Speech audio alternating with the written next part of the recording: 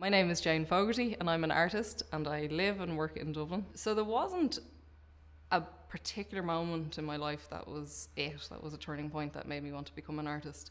I suppose I grew up in a very creative household. There was always music around and we were always encouraged to make and do things. And it was always just something that I pursued. My parents were really encouraging. The teacher in school was supportive and encouraging, so that just made the path a bit easier and it made that decision a bit easier. So I did a portfolio course and went to Ballyfermot College for a year and found that I absolutely loved doing art all day, every day. And then did my degree in DIT for 4 years down in Portland Row, and that was just an amazing time. It was an amazing experience. It just totally expanded my understanding of what art could be, and that was hugely challenging sometimes, in a great way, I think. And just to be surrounded by other creatives and other artists all the time. Initially I would have kind of really considered myself a painter, where my degree shows kind of expanded painting, and it started to get much more involved in looking at materiality and processes and what is in a painting. And when I started to kind of explore materials, it got more and more sculptural kind of quite quickly after college, and I wouldn't have considered myself a sculptor at all, and I think of myself as a painter who makes sculptures.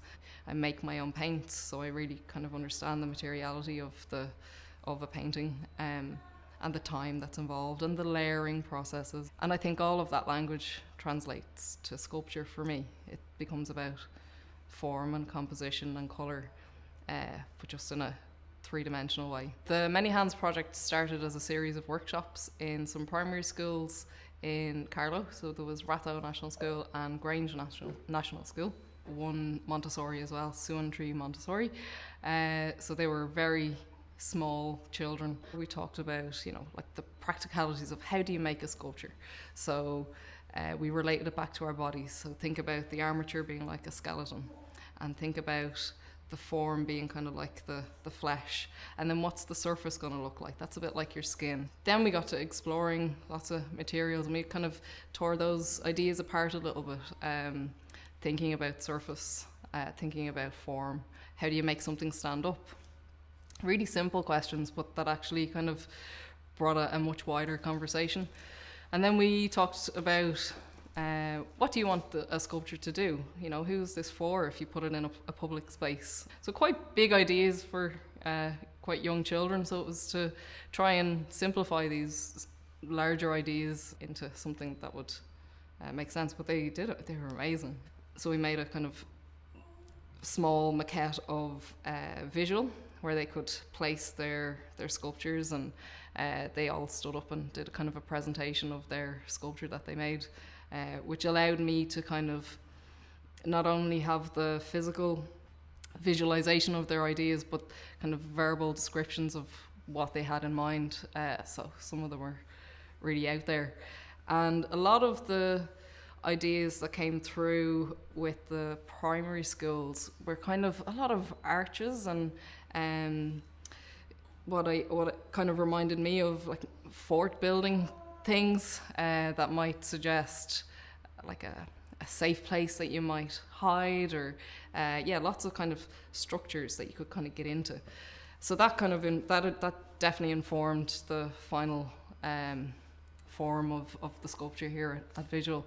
The Montessori group made lots of kind of piles, which they'd roll up balls of this squishy material and make mounds of it, and that informed the base that kind of sits underneath the arch in the sculpture here.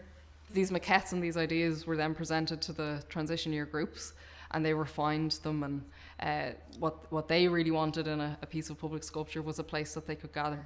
So that's really important for this sculpture, that it is a place where people could come and gather and sit under the arch and Yeah, that it's a sculpture to be engaged with and not just observed passively. So it's made of a metal arch, and then foam and pigmented jesmonite with fiberglass is the kind of final finish on it. Yeah, it felt like somebody had got their hands dirty to make it. Since maybe my first year, I think it was, in art college, I've been working in an educational context. It started out just working in my local youth service with children and young people.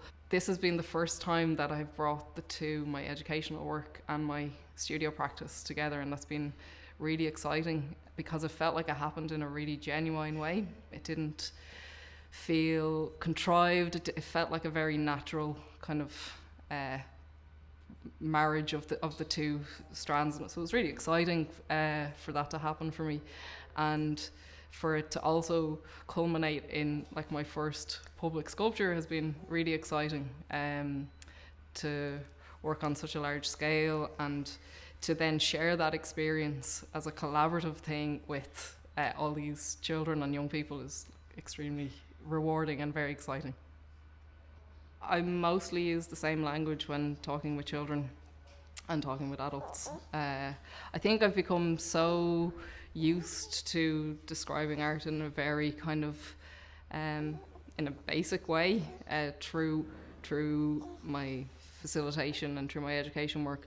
But when I say in a basic way, I don't mean in a simple way. I think children can still be part of a conversation about complex ideas. It's just about framing it in a particular way, and I think that's a useful language to kind of maintain when talking to anybody. I don't think it needs to be particularly complicated language to talk about art, so I hope I use the same language when talking to everybody.